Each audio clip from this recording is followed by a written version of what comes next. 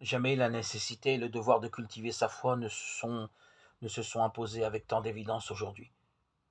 Quel est aujourd'hui le point de la doctrine chrétienne qui ne se trouve pas inopinément mis en question, interpellé, invité à un approfondissement? Ce travail indispensable doit cependant être conduit dans de certaines conditions, sous peine d'être infructueux, quelquefois même dommageable et le plus souvent décourageant. Il semble utile de proposer les rappels et remarques suivantes.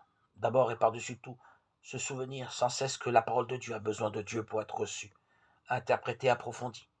Cela veut dire que la lumière de la foi doit continuer d'éclairer en permanence tout travail, ce qui veut dire encore que la prière ne peut manquer de l'accompagner. Premièrement, selon le mot plaisant et judicieux d'un bon maître, il ne faut pas lire de bons livres, mais n'en lire que d'excellents.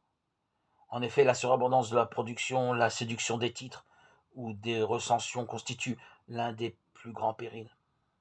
Il faut donc s'informer auprès d'un homme sur une personne choisie. Attendre pour n'acheter jamais qu'à bon escient. Et lire peu à la fois, mais tous les jours.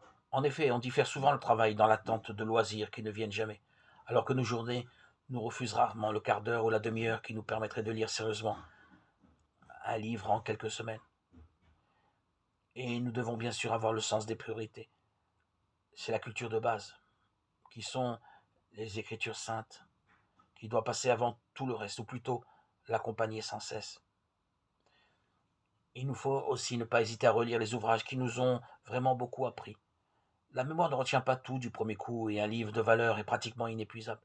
Chacun doit avoir ainsi ses propres classiques.